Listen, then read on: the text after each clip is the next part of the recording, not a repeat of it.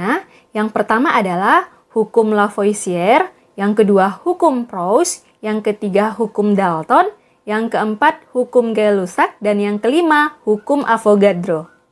Nah, pada bagian ini yang akan kita bahas hanya dua, yaitu hukum Lavoisier dan hukum Proust. Oke, langsung saja kita bahas. Yang pertama yaitu hukum kekekalan massa atau yang disebut juga dengan hukum Lavoisier. Hukum kekekalan massa atau hukum Lavoisier menyatakan bahwa dalam sistem tertutup, massa zat sebelum reaksi sama dengan massa zat setelah reaksi. Nah, massa zat sebelum reaksi berarti massa total reaktan, sedangkan massa zat setelah reaksi berarti massa total produk. Oke, jelas ya? Sekarang kita langsung ke contoh. Unsur hidrogen dan oksigen bereaksi membentuk air. Jika diketahui massa hidrogen yang bereaksi 2 gram dan massa oksigen 16 gram, maka massa air yang dihasilkan adalah... Oke, kita buat dulu reaksinya.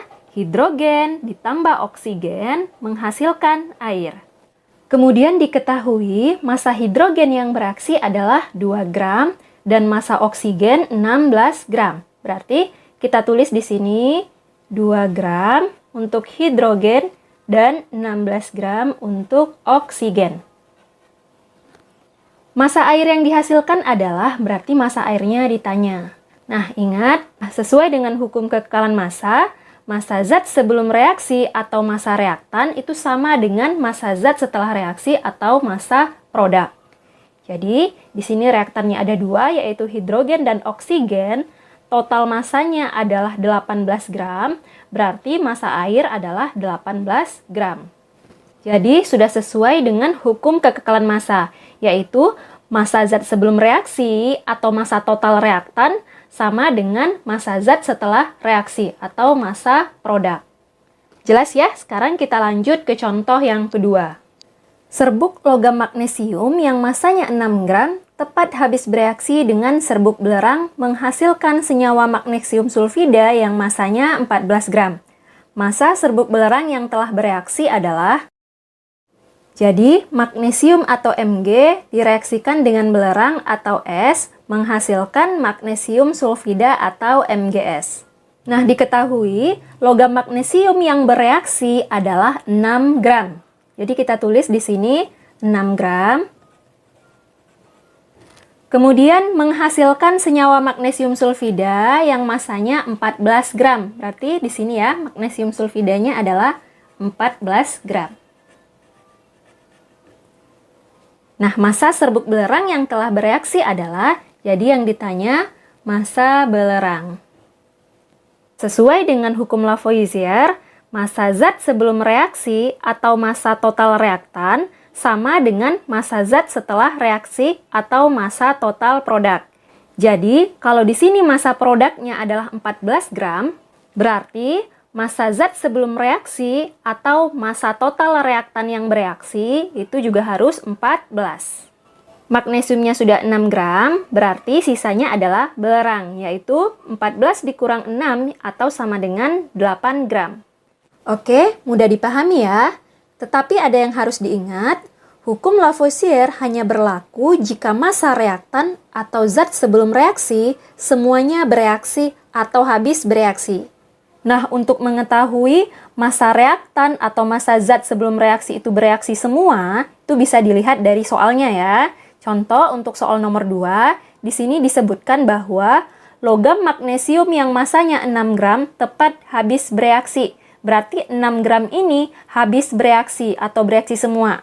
Kemudian yang 8 gram ini juga habis bereaksi atau telah bereaksi. Sehingga magnesium sulfida yang dihasilkan, yaitu sebanyak 14 gram ini, adalah sama dengan massa reaktan atau massa zat sebelum reaksi, yaitu 6 ditambah 8 atau sama dengan 14 gram. Jelas ya? Begitupun juga dengan soal sebelumnya tadi. Di soal ini diketahui massa hidrogen yang bereaksi 2 gram dan massa oksigen 16 gram.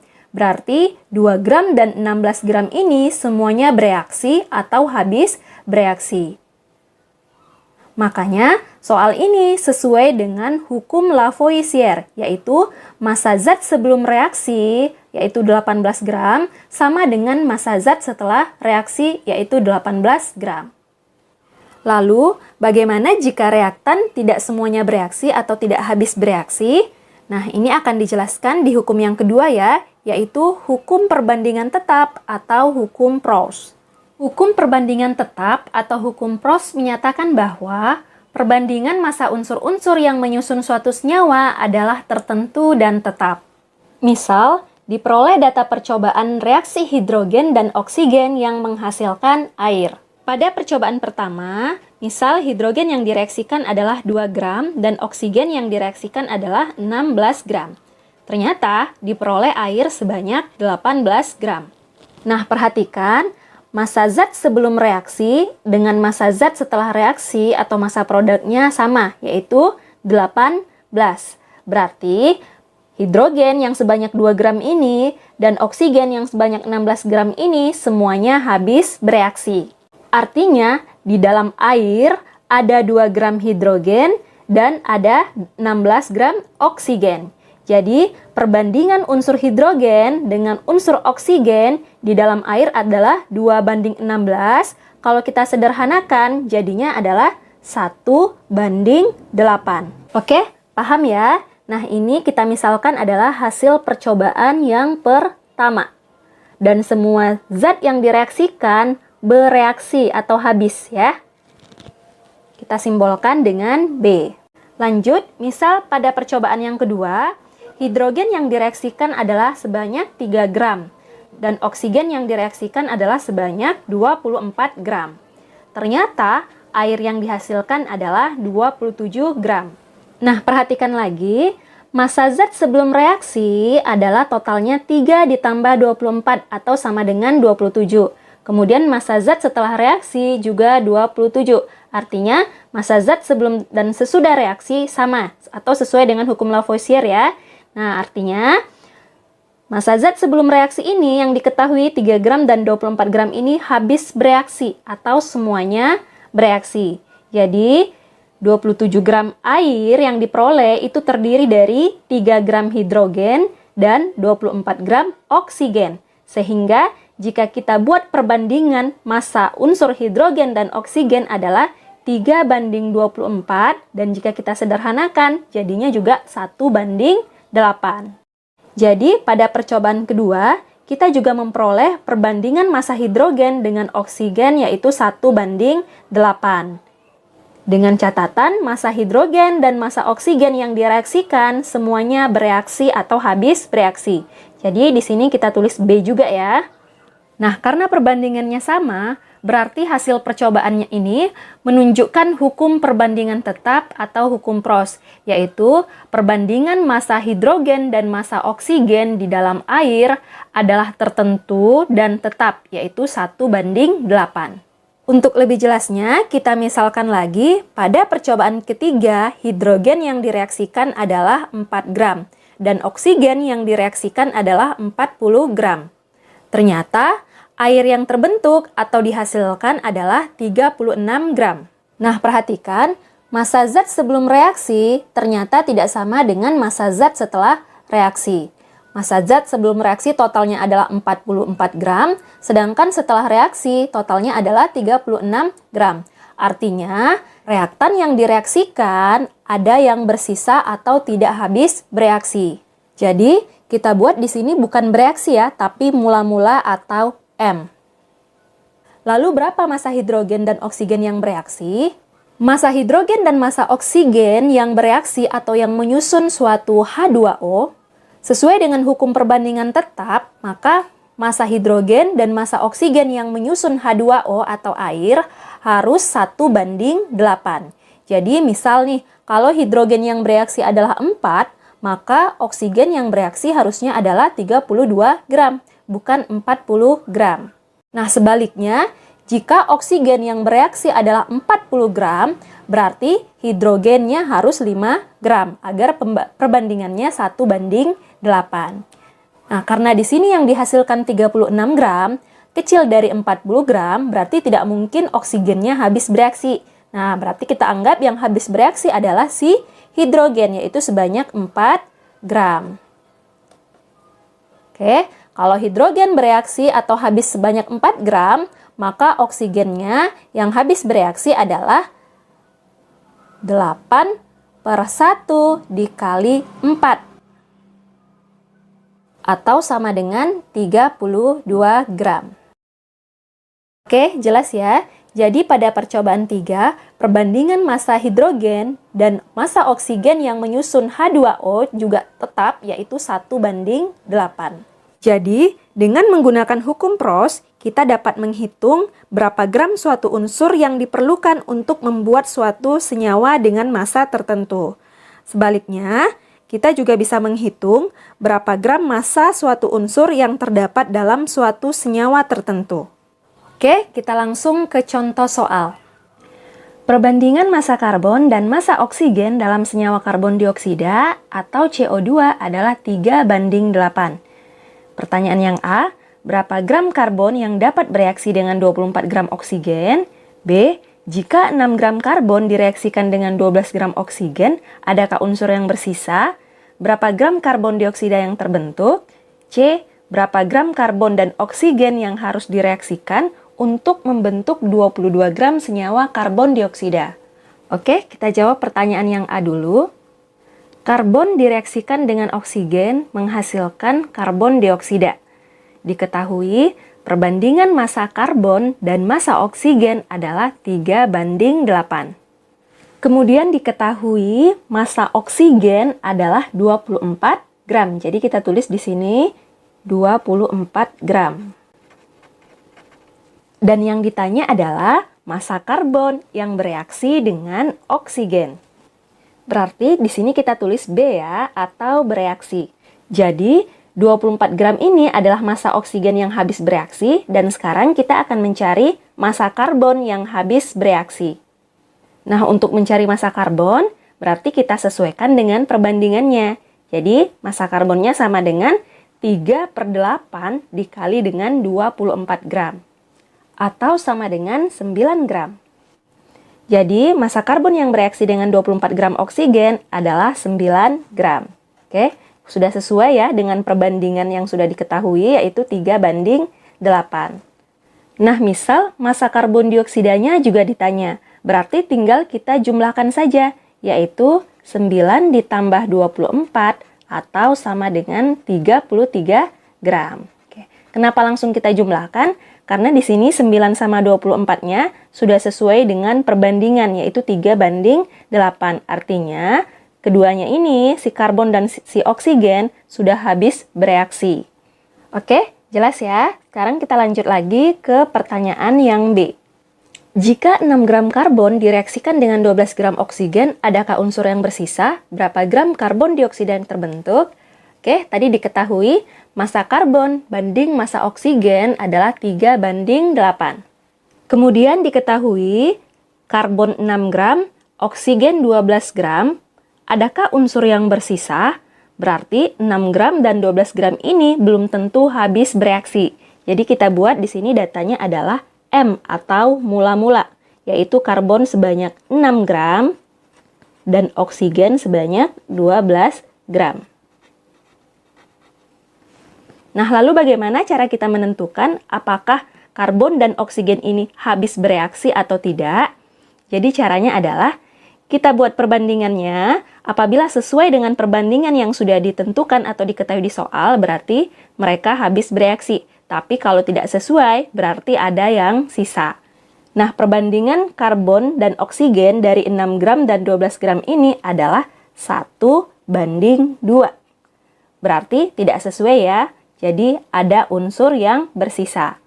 Nah, untuk menentukan massa unsur yang habis dan unsur yang bersisa, caranya adalah masing-masing massa kita bagi dengan angka pembandingnya.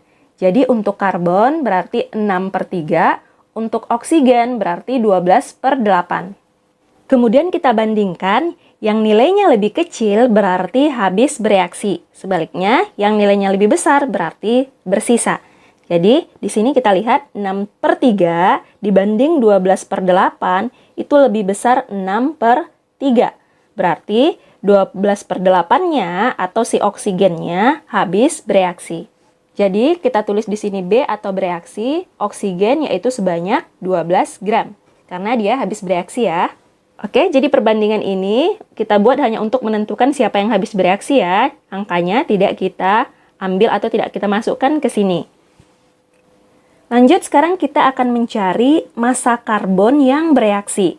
Nah, massa karbon yang bereaksi harus sesuai dengan perbandingan yang sudah ditentukan, yaitu 3/8. Jadi, massa karbon yang bereaksi adalah 3/8 dikali dengan massa oksigen yang bereaksi, yaitu sebanyak 12.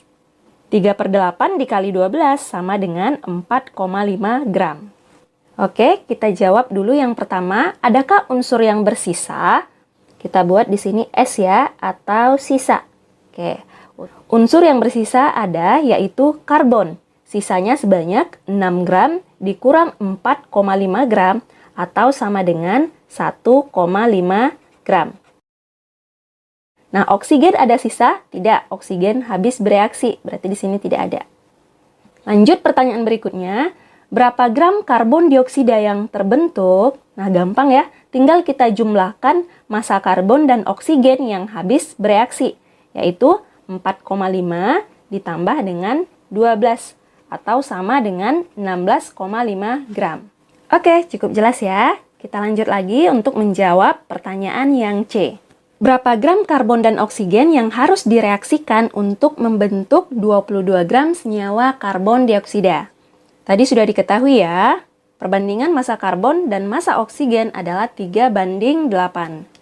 Kemudian diketahui juga massa karbon dioksida yang terbentuk adalah 22 gram. Jadi kita tulis di sini 22 gram. Yang ditanya adalah massa karbon dan massa oksigen yang bereaksi. Untuk memperoleh massa karbon dan massa oksigen yang perbandingannya 3/8, caranya adalah kita buat dulu angka pembanding untuk karbon dioksida. Jadi kalau karbonnya 3, oksigennya 8, berarti perbandingan karbon dioksidanya adalah 11. Nah, berarti untuk mencari massa karbon, jadinya 3/11 dikali dengan 22 gram. Atau sama dengan 6 gram. Kemudian untuk mencari massa oksigen, berarti 8/11 dikali 22 gram atau sama dengan 16 gram. Oke, jelas ya? Berarti 22 gram karbon dioksida itu terbentuk dari 6 gram karbon dan 16 gram oksigen. Oke, sekarang kita lanjut menentukan perbandingan massa unsur dalam senyawa. Selain dari hasil percobaan, perbandingan massa unsur dalam senyawa dapat ditentukan berdasarkan massa atom relatif atau AR unsur tersebut. Misal dalam senyawa AMBN, maka perbandingan massa unsur A banding massa unsur B sama dengan M dikali ARA banding N dikali ARB. M dan N ini adalah indeks ya, atau angka yang menunjukkan jumlah atom dari masing-masing unsur. Untuk lebih jelasnya, kita langsung ke contoh soal. Berapa perbandingan massa H dan O dalam H2O? Diketahui ARH sama dengan 1 dan ARO sama dengan 16. Oke, kita cari sesuai dengan rumus ini ya. Jadi, massa H banding massa O sama dengan indeks atau jumlah atomnya si H yaitu 2 dikali dengan ARH yaitu 1 banding jumlah atomnya si O atau indeksnya O yaitu 1 dikali dengan AR-nya si O yaitu 16. Oke, berarti sama dengan 2 dikali 1, 2 banding 1 dikali 16 atau sama dengan 16. Kita sederhanakan perbandingannya, sama-sama dibagi 2. 2 dibagi 2, 1 banding 16 dibagi 2, 8. Jadi perbandingan H dan O dalam H2O adalah 1/8. Oke, kita coba lagi contoh yang kedua. Berapa perbandingan massa C dan massa O dalam senyawa CO2? Caranya sama ya, langsung saja massa C banding massa O sama dengan indeks atau jumlah atom C yaitu 1 dikali dengan AR-nya C yaitu 12 banding Jumlah atom O yaitu 2 dikali dengan AR-nya yaitu 16 sama dengan 1 dikali 12 adalah 12 banding 2 dikali 16 adalah 32. Nah, ini kita kecilkan atau kita sederhanakan, sama-sama kita bagi dengan 4. 12 dibagi 4 adalah 3, 32 dibagi 4 adalah 8. Jadi, perbandingan massa C dan massa O dalam senyawa CO2 adalah 3:8. Oke, sekian dulu untuk video kali ini. Terima kasih. Wassalamualaikum warahmatullahi wabarakatuh.